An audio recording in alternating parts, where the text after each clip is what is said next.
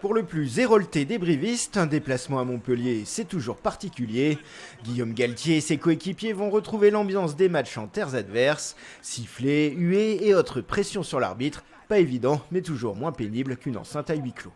Le stade risque d'être plein, donc voilà, ça va être un déplacement quand même hostile pour nous, dans un contexte compliqué. Ça fait longtemps qu'on ne s'est pas déplacé dans des conditions comme ça, donc voilà, il va falloir qu'on arrive à gérer ça aussi.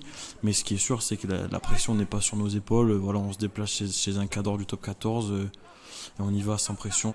Un luxe offert par le bonus glané contre Perpignan, mais sans pression ne veut pas dire sans ambition, d'autant que le MHR est diminué par les blessures et l'absence de ses internationaux sud-africains.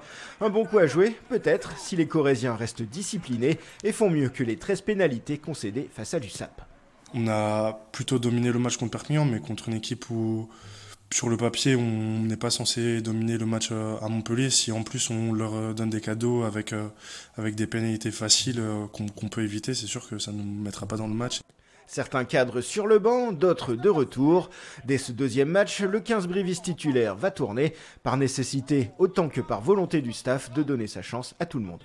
On met de pression à aucun individu. Nous, on essaie de mettre surtout de la pression positive au collectif. Et dans ce sens, certains joueurs peuvent récupérer et d'autres peuvent prouver aussi. C'est plutôt dans ce sens-là qu'on essaye de créer une émulation, quoi. La saison dernière, le CAB s'est imposé 3 fois à l'extérieur, une stat à confirmer dès ce samedi à partir de 15h.